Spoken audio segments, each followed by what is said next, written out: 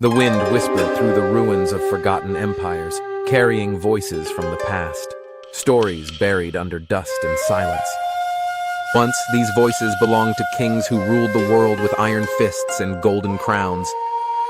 But behind the glory, there were secrets, dark, twisted truths that history tried to bury.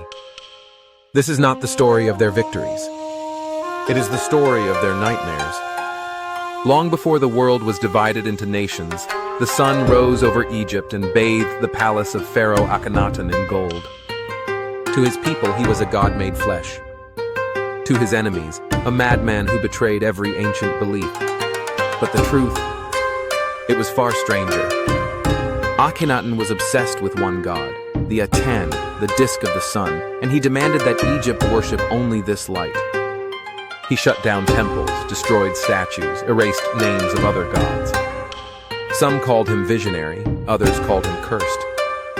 They said his dreams were haunted by a figure of light whispering secrets no mortal should hear. His eyes grew darker, his face thinner, his children died mysteriously. And when he vanished, his name was erased from every wall, every tablet, as if the gods themselves wanted to forget him. They buried his body in silence. Yet, even now, archaeologists claim they feel a strange warmth when standing near his tomb, as if the sun still remembers its chosen servant. Centuries later, in a city of marble and smoke, another king laughed as flames devoured his empire. Nero, emperor of Rome, stood on his balcony while fire consumed everything beneath him. They said he played the lyre as the city burned, his song echoing through the night. But few know what truly happened that evening. The fire began in the lower markets, spreading faster than any ordinary blaze. Some witnesses claimed they saw Nero's guards carrying torches, lighting the streets themselves. When the city lay in ashes, Nero declared the Christians guilty and fed them to lions. Yet in the shadows of his palace, whispers spread. The emperor had set the fire himself to build a new Rome, a city shaped like his mind. Perfect, terrible, divine. The more his people suffered, the more his eyes shone with delight. They said he saw beauty in destruction, that he wanted to see the world reborn in pain. But when his end came, surrounded by rebellion, his last words were soft. What an artist dies in me. The artist of ruin, the king of madness. In the deserts of Judea, another ruler's name was cursed forever, King Herod. His hands built temples, fortresses, and palaces of white stone. But the same hands spilled blood without hesitation. Herod feared everything, even his own bloodline. He executed his wife, strangled his sons, and slaughtered anyone who dared whisper the word succession. Some say a prophet warned him that a child would be born who would take his throne. So he sent soldiers to murder every infant in Bethlehem. His palace echoed with the screams of mothers. But the child escaped, and Herod never slept again. He saw shadows crawling across his walls, heard crying in his halls at night. His flesh rotted while he lived. Doctors could not explain the smell that followed him everywhere, a scent of death that grew stronger each day. When he died, his people refused to mourn. They said the earth trembled as his soul fell into darkness. In China, the first emperor, Qin Shi Huang, believed he was destined to rule forever. He united kingdoms, built the Great Wall, and sought the secret of immortality. He sent ships across oceans, armies through mountains, searching for the elixir of life. Alchemists gave him mercury, claiming it was divine. He drank it every day, believing it would purify his blood. Instead, it poisoned his mind. He began to see spirits in his mirrors. He ordered his architects to carve underground palaces filled with rivers of mercury, guarded by an army of clay soldiers, the terracotta warriors. He believed they would protect him in the afterlife. When he finally died, his tomb was sealed, his servants buried alive beside him. To this day, the tomb remains untouched because the soil around it still leaks mercury, just as his alchemists promised. Some scientists say it's deadly to enter. Others say it's because his curse still breathes beneath the earth. Far to the west, in the ancient land of Assyria, King Ashurbanipal built the world's first great library. Thousands of clay tablets filled with secrets of science, magic, and war. But he was not a man of peace. He was a collector of pain. His armies conquered cities with fire and chains. He once wrote proudly, "I tore out their tongues and hung their skins on the walls." When prisoners begged for mercy, he smiled. Yet in private, he was obsessed with knowledge. He wanted to read every secret ever written. It's said he even kept forbidden texts locked in a golden chamber, texts that spoke of summoning gods older than mankind. The last time he opened those doors, the palace shook. His scribes saw him screaming at empty air. A week later, he was dead. The library burned with him. Only fragments remain, etched with warnings no one dares translate completely. But perhaps the darkest of them all was Caligula, the emperor who lost his soul inside his own power. Rome adored him when he rose to the throne, a young god in human form. But something changed after an illness nearly killed him. When he returned, he claimed he had seen the underworld. He started to walk at night through the palace, speaking to invisible companions. He ordered sacrifices to himself. He turned the temples into theaters where he played God, forcing senators to worship his image. One day, he invited them all to a feast. When they arrived, the tables were covered not in food, but in weapons. "I could kill you all now," he said, smiling. "But I won't, today." They laughed in terror, unsure if he was joking. Later, he married his sister and made his horse a priest. Some say he tried to build a bridge across the sea to march upon the gods. When his guards finally murdered him, they said his body did not bleed. It steamed, as if something unnatural had been living inside. From Rome's marble to the sands of Babylon, every king who sought to be a god met the same end. Power devoured them. The deeper they looked into the mirror of their own greatness, the more monsters stared back. Yet the world keeps repeating their stories, as if drawn to the darkness that hides in the crown. There was another, Ivan IV of Russia, known as Ivan the Terrible. He was brilliant, cunning, and cruel beyond measure. In his youth, he prayed every day, built churches, and promised justice. But when his wife died suddenly, something inside him broke. He accused his advisors of poisoning her, his priests of lying to him, his people of betrayal. He created the Oprichnina, a private army of black-clad riders who carried dog heads and brooms, symbols of hunting and cleansing traitors. They burned towns, impaled nobles, drowned families. Ivan watched, silent as flames reflected in his eyes. In one infamous moment, in a rage, he struck his own son in the head with his staff, killing him instantly. When he realized what he'd done, he screamed for hours, holding the body.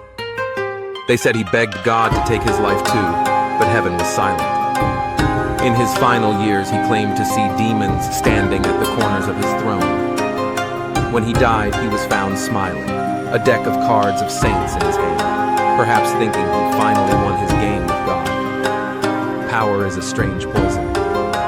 It begins as light, a fire that promises to guide. But kings never stop feeding it until it turns to shadow. And in that shadow, they find their true reflection, not divine, not noble, but monstrous. Yet history still calls them great. Maybe because mankind loves monsters when they wear crowns. But the darkness doesn't die with them. Some say it lingers where they once ruled. In Egypt, travelers near Akhenaten's ruins swear they hear chants at night, words no one can understand. In Rome, Nero's palace still lies beneath the modern city, buried but breathing. Locals say if you listen through the cracks, you can hear faint music, strings playing as if someone is still watching the fire. In China, the air above Qin Shi Huang's tomb glows faintly blue on certain nights, and scientists can't explain why. And in Russia, the fortress where Ivan ruled has walls that bleed rust red when it rains. Maybe coincidence. Maybe memory. What drives men to become gods? Was it greed? Fear? Or something darker calling to them from beyond the veil of time? Some historians call it madness, others call it destiny. But perhaps these kings were not chosen by heaven. They were claimed by something else entirely. Something that feeds on ambition, whispering promises of eternity in exchange for blood. Ancient scrolls found in Ashurbanipal's ruined library tell of a spirit older than all empires, a being that walks with rulers, teaching them how to control nations but always demanding a price. It has many names. Some call it the Crown of Shadows. It never dies, only moves from one ruler to another, carrying the same madness that consumed them all. The scroll ends with a line burned into the clay. He who wears the crown of shadows shall rule forever, but never rest. No one knows who wrote it or when. But perhaps the truth is that history repeats because something unseen keeps wearing the crown. They say every throne is haunted, not by ghosts, but by the memories of those who sat upon it. The air inside ancient palaces is heavy with the breath of kings who once ruled, their whispers crawling through the cracks of time. Some believe their spirits linger, waiting for someone foolish enough to seek their power again.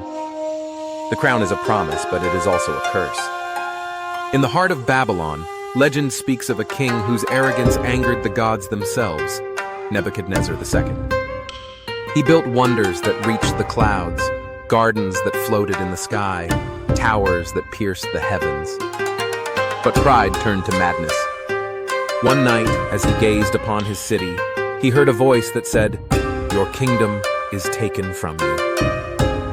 Within days, he vanished. When he returned, his eyes were wild, his body unkempt, his nails grown like claws.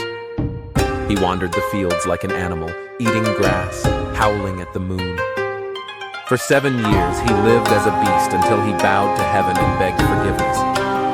When he finally died, the priests found his throne empty but covered in strange carvings, half human, half beast. No one knew who carved them. Some said it was him. Others whispered the gods had marked their warning for all who would follow. Far north, in the frozen palaces of Scandinavia, there was a king whose heart turned colder than ice, King Harold of the Iron Blood. He believed that no man should die of age, that death must always be earned through combat. Every year, he demanded warriors fight to the death before his throne so he could see who deserved to live another winter. His court was a festival of violence, but his cruelty was not without reason. A seer had told him that his death would come at the hands of one who loved him most. Harold feared no enemy, only affection. He killed his wife, banished his children, executed friends who smiled too warmly. But fate cannot be outrun. On a moonless night, his most loyal guard, a man who called him father, struck him down to end the madness. They say Harold laughed as he died, whispering, "So it was love after all." Beyond the mountains, in Persia, King Xerxes sought not just conquest, but immortality of name. His armies stretched across continents, his monuments defied time. But behind his victories lay rituals few ever saw. Before every campaign, he offered sacrifices not to his gods, but to himself. He believed he was divine. Slaves whispered that he bathed in the blood of lions to gain their strength. One night, an eclipse darkened the sky before battle. His priests begged him to delay. He refused. The next morning, his fleet was shattered, his soldiers drowned, and his empire began to crumble. When his body was found, it was covered in golden dust, as if he had turned into the idol he worshipped. In the sands of Arabia, stories tell of a ruler known only as the Nameless King.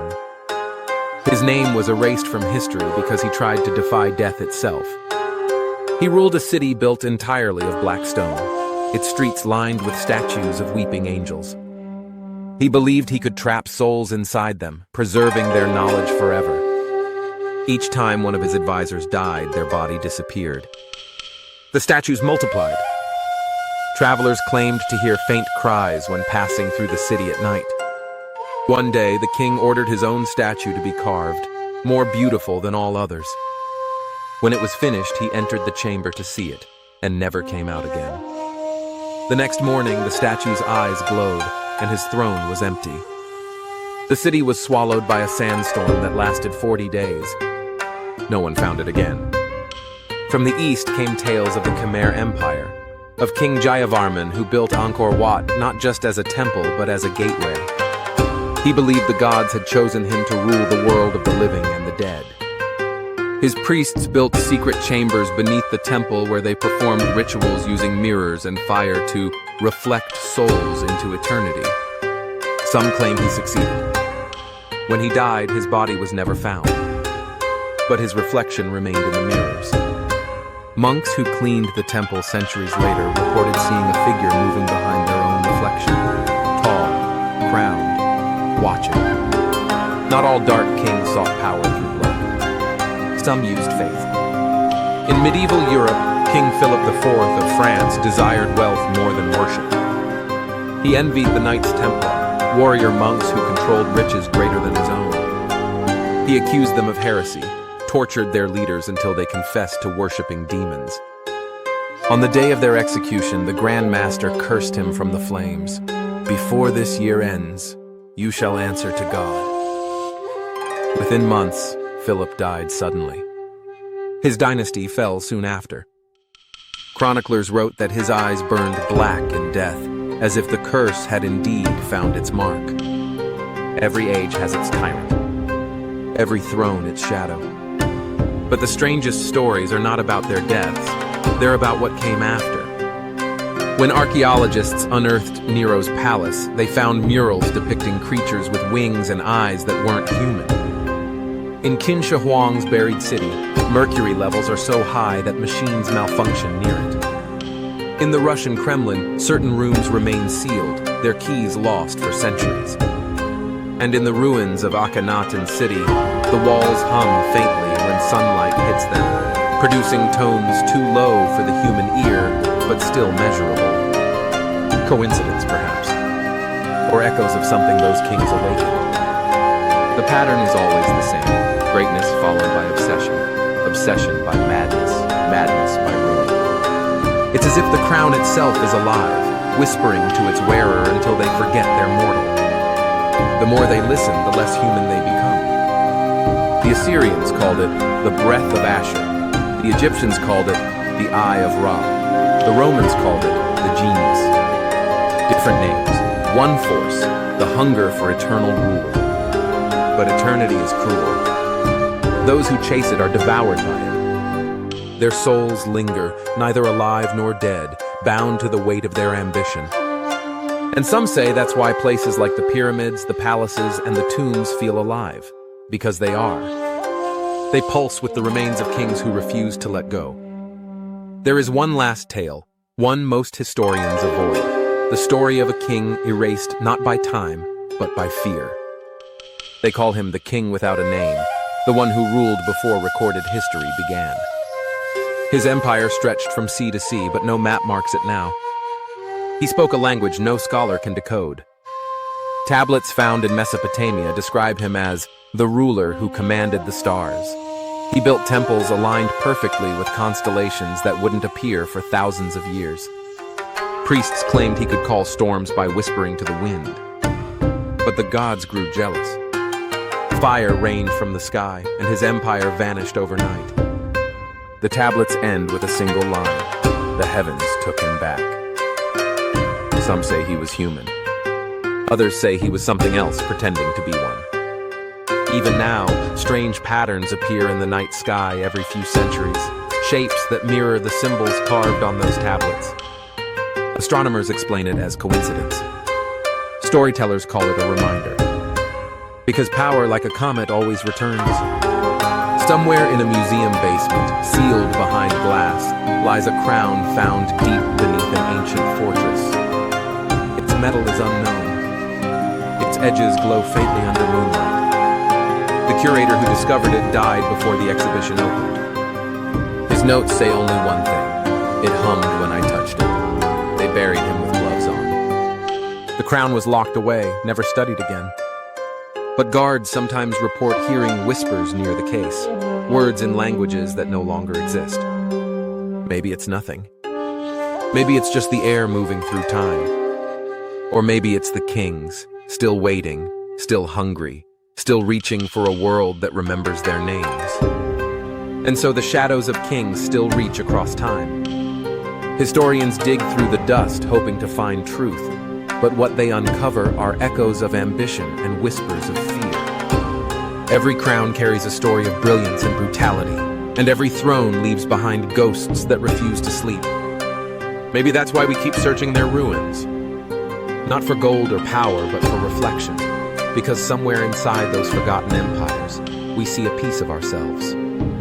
The hunger to rise higher, to be remembered, to live forever. It's the same hunger that destroyed them all. When night falls over the ruins of Thebes, the wind sounds like chanting. In Rome, torches flicker where Nero's stage once stood, and people say the air smells faintly of smoke. In China, farmers near Xi'an hear drums beneath the ground, echoing from the emperor's buried army. The past is not gone. It breathes quietly beneath our feet. Perhaps the darkest secret of ancient kings isn't the blood they spilled or the madness they embraced. It's that they were never truly gone. Power doesn't die, it only changes hands. The same fire that burned in palaces now burns in hearts that dream of control, influence, and legacy. History may change its names, but the story stays the same. The sun rises, the crown shines, and another soul begins to listen to the same whisper that once drove men to build towers to the heavens and dig tombs for eternity.